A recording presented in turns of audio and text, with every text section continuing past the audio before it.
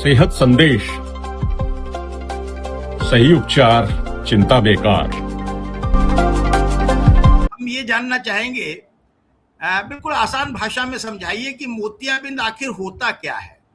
आंख के अंदर ऐसा क्या बदलाव आता है जिससे रोशनी कम होने लगती है? जैसे पहले होता था कि आम जब बहुत पक जाए तभी मीठा होता है, तो लोग शायद इसलिए इंतजार करते हैं कि जो मोतिये का ऑपरेशन का मजा है वो तभी महसूस होता है जब पूरा दिखना बंद हो चुका हो और दोबारा दिखने लगे, तो भगवान की कृपा समझ में आती है। तो आपने बड़ा इंटरेस्टिंग डिस्कशन शुरू किया, पर असल में जिस तरीके से हमारे बाल काले से सफ़ेद हो जाते हैं, तो जो आँख के अंदर कुदरती लेंस है जो कि प्रोटीन से बना हुआ होता है, उसके डीनेचर हो जाने से, यानी उसका जो स्ट्रक्चर है वो एज के साथ उसके अंदर प्रोटीन्स के अंदर बदलाव आने के कारण वो ट्रांसपेरेंसी से सफ़ेद हो जाता है। जिस तरीके से वो जितना सफ़ेद होता जाता है उसी के साथ साथ दिखाई देना धूमिल होता जाता है।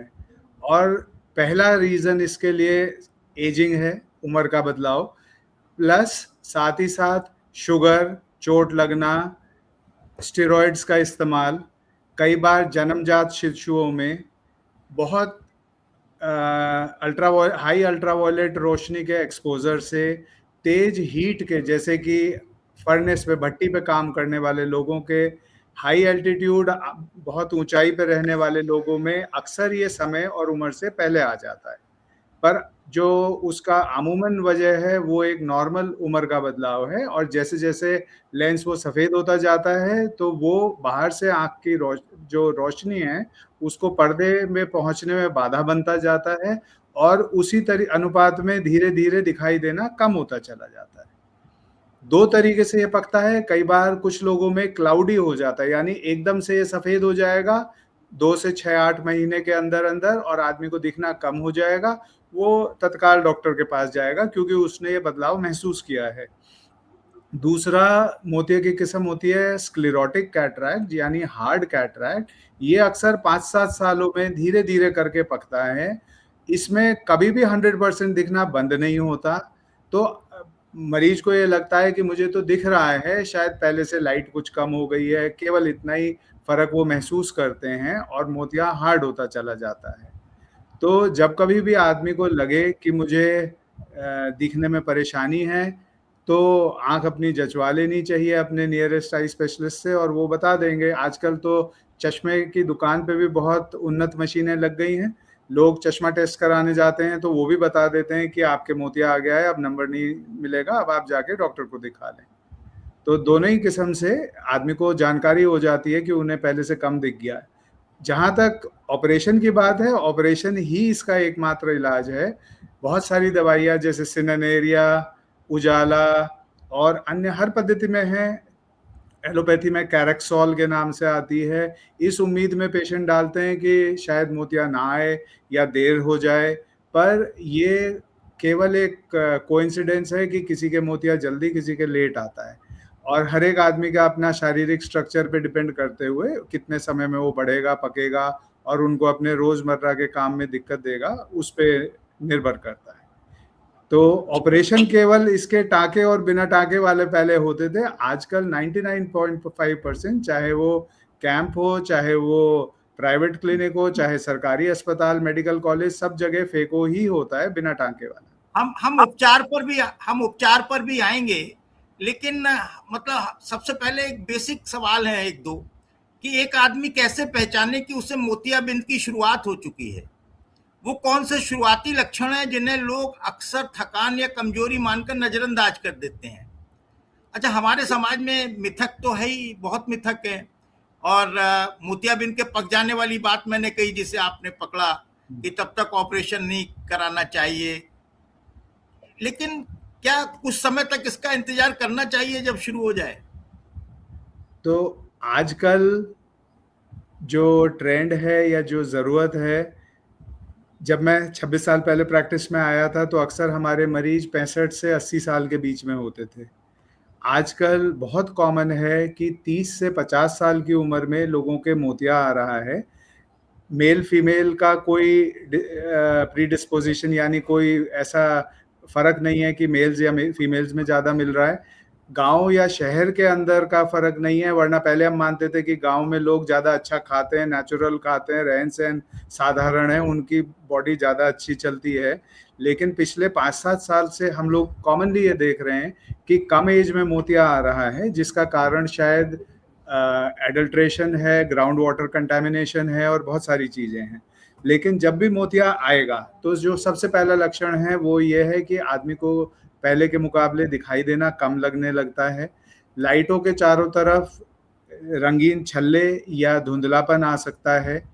लाइट एक की जगह 2 या 3 दिखाई दे सकती हैं, और नहीं तो जो भी चीज़ जैसे रोशनी, गाड़ी की रोशनी पड़ने पर कम दिखाई देना या चौंध लगना, ये सब उसके शुरुआती लक्षण हैं। जब मोतिया एडवांस हो जाता है, पकने लगता है, तब तो ऑफ कोर्स दोनों ही आंखों से पेशेंट को कम दिखने लगेगा, तो उसे खुद ही पता लग जाएगा कि उन्हें परेशानी है। पर शुरुआती लक्षण इन्हीं में से हैं, और सरप्राइजिंग है कि कम उम्र में अब बहुत मोतिया के पेशेंट्स आ रहे हैं। जी। सर, एक और इसी से रिलेटेड सवाल है, ऋचा पूछ रही हैं कि डेली रूटीन के लिए 5 मिनट का स्मार्ट फार्मूला क्या हो सकता है इस समस्या से बचाव का? देखिए, सफ़ेद मोतिये से बचाव के लिए मेरी जानकारी में कोई फॉर्मूला नहीं है, लेकिन अपने आप को फिज़िकली स्वस्थ रखना एक मूल मंत्र है। ज़्यादातर देखिए, जो मैंने बात अभी कही, हमने देखा बहुत सारे नोएडा साइड के पेशेंट्स जो हैं, हमारे रिश्तेदार भी और भी 40-45 इयर्स की उम्र में उनके पूरे परिवार के मोतिये के ऑपरेशन हो गए।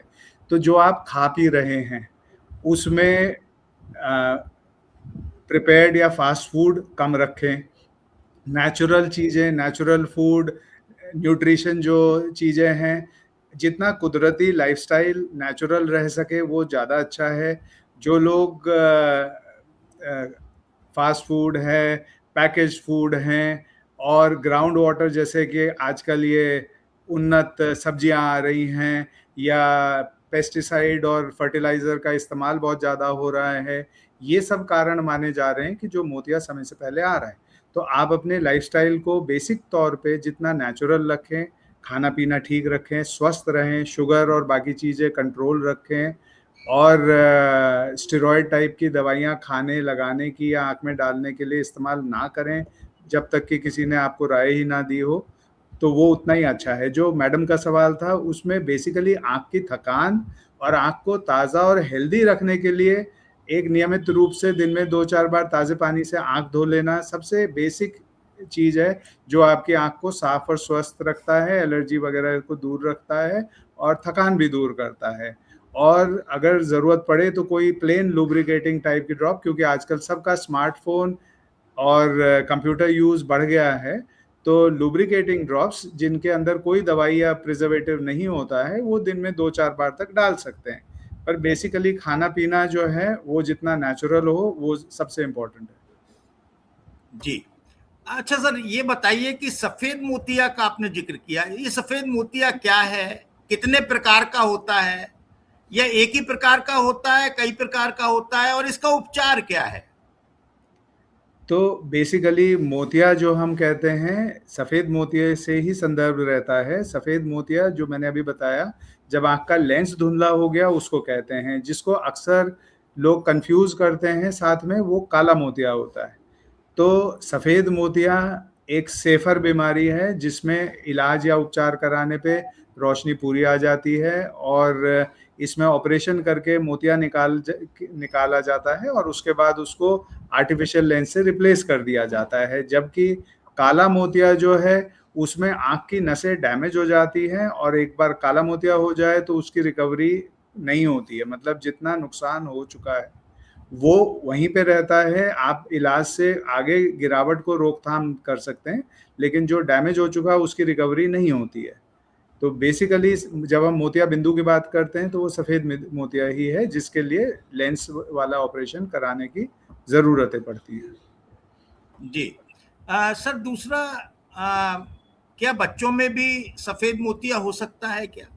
हाँ जी, तो मैंने अभी जो कहा था कंजेनाइटल कैटरैक्ट, सो कई बार गर्भ के दौरान अगर मदर को रूबेला इन्फेक्शंस या और कोई इन्फेक्शन होता है, या उन्हें न्यूट्रिशनल कमी है, तो बच्चों को जन्म से ही, गर्भ से ही मोतिया डेवलप हो जाता है, जो कि पैदाइश के बाद नोटिस होता है।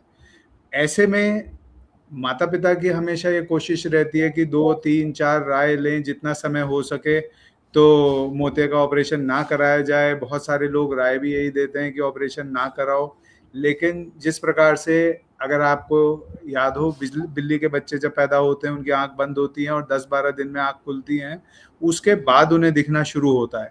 तो आदमी के बच्चे को भी अगर उसकी आँख में मोतिया है, तो उनकी आँख में रोशनी पर्दे में सही तरीके से डेवलप नहीं होगी। दिमाग जो है आँख की नस को और पर्दे के सिग्नल को इस्तेमाल करना नहीं सीखेगा। तो इसे डेवलपमेंटल एम्ब्लायोपिया बोलते हैं, यानी आँख की रोशनी कमज़ोर रह जाना। तो अगर किसी बच्चे को बताया जाता है कि उसके मोतिया है, तो डॉक्टर से राय लेके शीघ्र से शीघ्र ऑपरेशन होना चाहिए। हालाँकि बच्चों में, क्योंकि उनकी आँख छोटी होती है, तो अक्सर 9-10 महीने से नीचे बच्चों को लेंस नहीं डाले जाते हैं, केवल मोतिया निकाल के छोड़ देते हैं, और उसके बाद जब वो 1 डेढ़ साल की उम्र क्रॉस कर जाते हैं, तब उनके दोबारा ऑपरेशन करके लेंस लगाए जाते हैं। जबकि 1.5-2 साल से ऊपर का बच्चा हो, तो आजकल पहले ऑपरेशन में ही लेंस लगा दिए जाते हैं। लेंस इसलिए लगाना ज़रूरी है, क्योंकि अगर आपको याद हो, पहले बुज़ुर्ग जो हैं मोटा-सा चश्मा लगाते थे, जिस पे कपड़ा लपेट के रखते थे, और उससे उनकी आँख बहुत बड़ी-बड़ी दिखाई देती थी, तो वो 12 से 14 नंबर का चश्मा होता था। लेकिन अगर बच्चे का ऑपरेशन हो रहा है, तो उसे 32 से 38 नंबर के चश्मे की ज़रूरत है। तो आप सोचो कि 1 साल के बच्चे को 38 नंबर का चश्मा चेहरे पे कैसे टिकाया जाएगा? तो इस वजह से अगर बच्चों में कभी ऑपरेशन बता दिया जाता है, तो ज़रूर कराना चाहिए, और उससे बच्चे की आगे रोशनी बनी रहेंगी। अगर नहीं कराते हैं, डिले कराते हैं, तो उस बच्चे की डेवलपमेंटल रोशनी कम रह जाती है। जी। अच्छा, ये कितने प्रकार का होता है बच्चों में मोतिया? नहीं, बच्चों में तो मोतिये की उसके स्ट्रक्चर के हिसाब से sutural cataract, polar cataract, anterior subcapsular portion, पर बेसिकली बच्चों में जो मोतिया है उसे कंजेनाइटल कैटरैक्ट कहते हैं, जो जन्म के समय पे पाया जाता है। दूसरा कहलाता है डेवलपमेंटल कैटरैक्ट, जो कि पैदाइश के समय बच्चे के मोतिया नहीं है, लेकिन तब से लेके 18 साल की उम्र में किन्हीं कारणों से, चाहे वो मेडिकल रीज़न हो, दवाइयाँ हो, या और कोई प्रॉब्लम हो, उससे आ जाए, तो उसे डेवलपमेंटल कैटरैक्ट कहते हैं। उसके बाद आने वाले कैटरैक्ट को, जो कि अक्सर एज की वजह से आता है, उसको सेनाइल कैटरैक्ट कहते हैं। तो कंजेनाइटल, डेवलपमेंटल, सेनाइल, और उसके बाद ट्रॉमेटिक आ गया, यानी चोट लगने से हो गया, या फिर आपका डायबिटिक कैटरैक्ट हो गया, कॉम्प्लिकेटेड कैटरैक्ट हो गया, जो और आँख की बीमारियों के कारण बनता है। सेकेंडरी कैटरैक्ट हो गया, जो किसी आँख में दिक्कत हो जाने के बाद बना, तो सेकेंडरी टू अ रीज़न। सो ये सब चीज़ें मोतिया के अलग-अलग उसकी स्टेजिंग के हिसाब से नाम है, पर बेसिक सब में मोतिया वही है। तो मोतिया जब भी है, किसी भी उम्र में है, उसका एकमात्र इलाज उसकी सर्जरी है, और उसका रिप्लेसमेंट लेंस के द्वारा किया जाना है। जी। अच्छा सर, ये बताइए कि बच्चों में खान-पान का असर भी क्या मोतिया का कारण हो सकता है? जी हाँ, तो बच्चों में अगर बहुत सीवियर न्यूट्रिशनल डेफिशिएंसी है, यानी नरिशमेंट की कमी है, उनकी पोषण जो है खराब है, तो उस सिचुएशन में मोतिया जल्दी आ जाता है। वरना बच्चों में ज़्यादातर जो है वो जन्म वाला, चोट वाला, या फिर खान-पीन का। तो हमारे यहाँ, अगर हम वेस्टर्न यूपी में हैं, तो हम लकी हैं, वो स्टेजेस यूजुअली नहीं देखने को मिलती है कि जहाँ खान-पान की कमी हो। लेकिन अक्सर जो है, अगर आप आई केयर या ऑर्बिस इंटरनेशनल की, हिंदुस्तान की, एशिया की या अफ्रीका की फ़ोटोज़ देखें, तो उसमें बहुत ही कुपोषित बच्चे हैं, जिनके ऑपरेशन वो लोग फ्री कराते हैं। वहाँ कुपोषण की वजह से मोतिया आया हुआ होता है। कम से कम वेस्टर्न यूपी पे भगवान की कृपा है कि यहाँ ऐसा कुपोषण नहीं है।